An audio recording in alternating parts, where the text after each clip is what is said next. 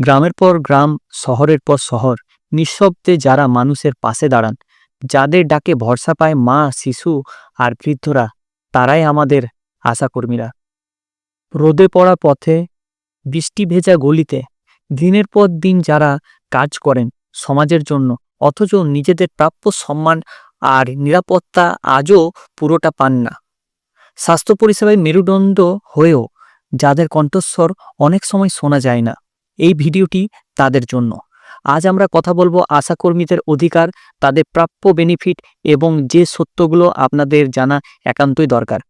শেষ অবধি ভিডিওটা দেখুন, কারণ এই আলোচনা আপনাদের ভবিষ্যতের সঙ্গে সরাসরি জড়িত। সো সময় না নষ্ট করে ভিডিওটি শুরু করা যাক। নমস্কার বন্ধুরা, আপনারা দেখছেন আপনাদের প্রিয় channel mister self study. Computer স্ক্রিনে রয়েছে আপনাদের কাছে আজকের এই প্রতিবেদন। এই প্রতিবেদনে যেটি লেখা রয়েছে আমি আপনাদেরকে একবার বলে দিই। কেন্দ্রীয় সরকার বঞ্চনার অভিযোগকে সামনে রেখে আশাকর্মীদের আন্দোলন যৌক্তিকতা নিয়ে প্রশ্ন তুলল পশ্চিমবঙ্গ সরকার। ন্যূনতম 15,000 টাকা বেতন সহ একাধিক দাবিতে বুধবার স্বাস্থ্য ভবন অভিযানের ডাক দিয়েছে পশ্চিমবঙ্গ আশাকর্মী ইউনিয়ন।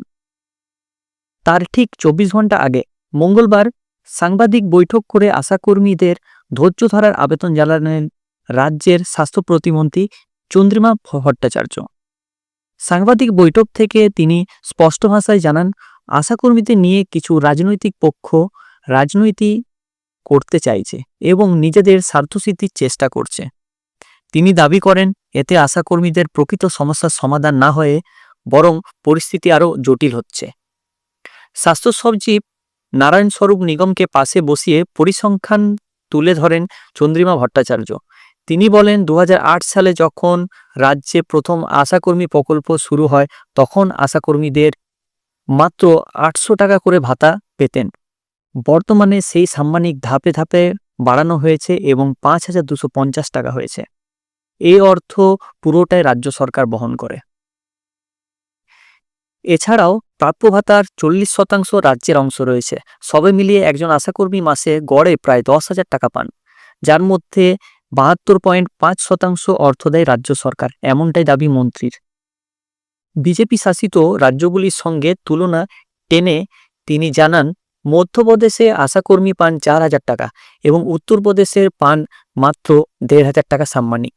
অথচ পশ্চিমবঙ্গে কেন্দ্রীয় বঞ্চনা সত্ত্বেও মুখ্যমন্ত্রী মমতা বন্দ্যোপাধ্যায় ধারাবাহিকভাবে আশাকর্মীদের সাম্মানিক বৃদ্ধি করে চলেছে। চন্দ্রিমা ভট্টাচার্যের অভিযোগ, জাতীয় স্বাস্থ্য মিশন প্রকল্পে রাজ্যের প্রাপ্য প্রায় 8,582 কোটি টাকা এখনও বকেয়া রেখেছে কেন্দ্র। সামগ্রিকভাবে রাজ্যের পাওনা প্রায় 1,97,000 কোটি টাকা। এই কঠিন পরিস্থিতির মধ্যেও রাজ্য সরকার 100 কোটি টাকা খরচ করে আশাকর্মীদের স্মার্টফোন দিয়েছেন এবং অবসরকালীন 5 লক্ষ টাকা ভাতার ব্যবস্থাও করেছেন।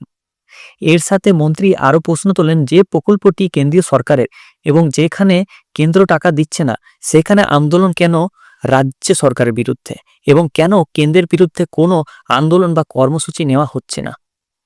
তিনি তার সাথে এটাও বলেন শেষে যে মুখ্যমন্ত্রী মমতা বন্দ্যোপাধ্যায় লক্ষ্মী ভাণ্ডার, কন্যাশ্রী সহ একাধিক প্রকল্পের মাধ্যমে মহিলাদের ক্ষমতায়নের কাজ করেছেন।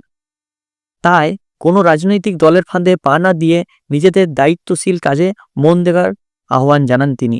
22শে ডিসেম্বর থেকে চলা কর্মবিরতির ফলে স্বাস্থ্য পরিষেবা ব্যাহত হওয়ার আশঙ্কা প্রকাশ করেন রাজ্যের স্বাস্থ্য প্রতিমন্ত্রী। তো আজকের এই প্রতিবেদনে যা লেখা ছিল আমি সেটাকে নিজের ভাষায় আপনাদেরকে বললাম। তো পরবর্তী আপডেটের জন্য অবশ্যই আমাদের চ্যানেলকে সাবস্ক্রাইব করে রাখুন, মিস্টার সেলফ স্টাডি। সো ভালো থাকবেন, সুস্থ থাকবেন, ধন্যবাদ। আশা করছি এই ভিডিওটা আমাদের ভালো লেগেছে।